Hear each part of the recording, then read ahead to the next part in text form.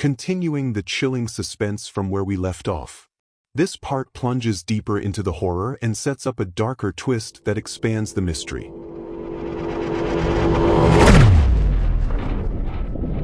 The police arrived within the hour. Emma, hysterical and bleeding from a gash on her shoulder, claimed her daughter had walked through a broken mirror and vanished. The glass was scattered across the bedroom, but Mia was gone. No signs of forced entry, no fingerprints, no footsteps outside the window. They found something else instead. On the wall above Mia's bed, drawn in a child's handwriting, were the words, "She lives in the reflection. We switch when the lights go out." The authorities suspected Emma of foul play, child abduction, possible psychosis, even self-inflicted injury. Daniel, away on a business trip, returned to a house swarmed by detectives and found his wife sedated in a psychiatric hold. But deep down, he knew something was very wrong. He'd seen Mia's eyes too. 3 nights later, Claire returned. Daniel woke to find her sitting at the edge of their bed, soaked from the rain, her face gaunt and hollow. "She's not gone," Claire whispered. "She's inside. She's just wearing Mia's skin now." Emma, pale and unsteady from medication, begged Claire to explain. Claire told them about the thin hour, a folklore time believed to fall between 2:33 and 3:01 a.m., where spirits could reach through reflective surfaces and take hold of the vulnerable. Rachel's death occurred during this window. And now, Rachel was using mirrors as doors. Mia didn't walk into the mirror. Rachel pulled her reflection out and left Mia's body behind, possessed. They checked the home's security system again. Only one camera had any footage that night, the one facing Mia's bedroom. And what it showed was not human.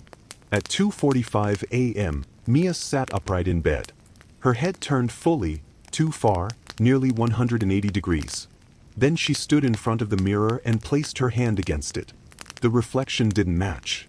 It smiled first. Seconds later, the mirror cracked. Mia disappeared from the screen. Then the reflection stepped out. Claire proposed one final option, a mirror-binding ritual learned from a forbidden text passed through survivors of the Hastings cult.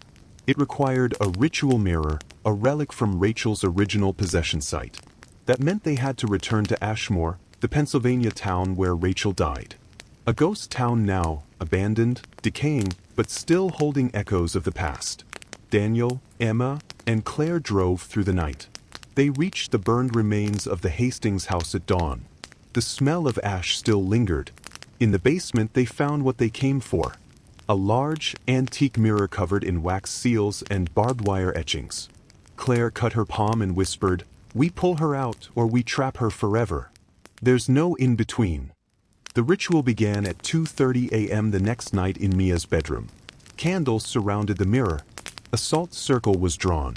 Claire chanted while Emma held a picture of Mia, tears streaking down her face. At exactly 2:46 a.m., the room grew icy. Then came the whisper, "She's not your daughter anymore." The mirror pulsed like liquid. Hands pressed from the other side. They weren't Mia's. They were longer, rotting.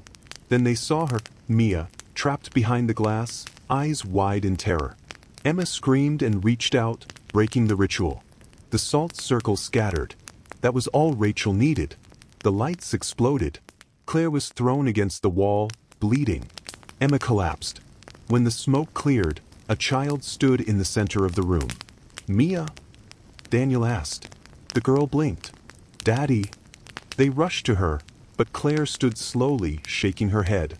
"Ask her what my sister's name was," she croaked. Emma hesitated. What was the name of the girl in the drawing?" The child stared blankly, then smiled. "I don't remember, but I remember your screams." Claire threw the mirror to the floor. It shattered again. A shriek filled the room, not from the child, but from the shards. For a split second, everyone saw it. Mia, still trapped inside, pounding on the glass. It's been 2 months. Mia, or the thing that looks like her, sleeps peacefully in her bed each night. The doctors say she's recovering well. But Emma never sleeps. She hears whispers through faucets. Reflections twitch when they shouldn't. And every so often, the television turns on at 2:46 a.m. showing Mia screaming silently from somewhere that looks like nowhere. Claire has vanished again. Emma removed every mirror from the house. The windows stay covered, but sometimes, in a spoon or a dark TV screen, she catches a flicker of her daughter, still calling for her. The one in the house is not Mia, but Daniel doesn't believe her anymore.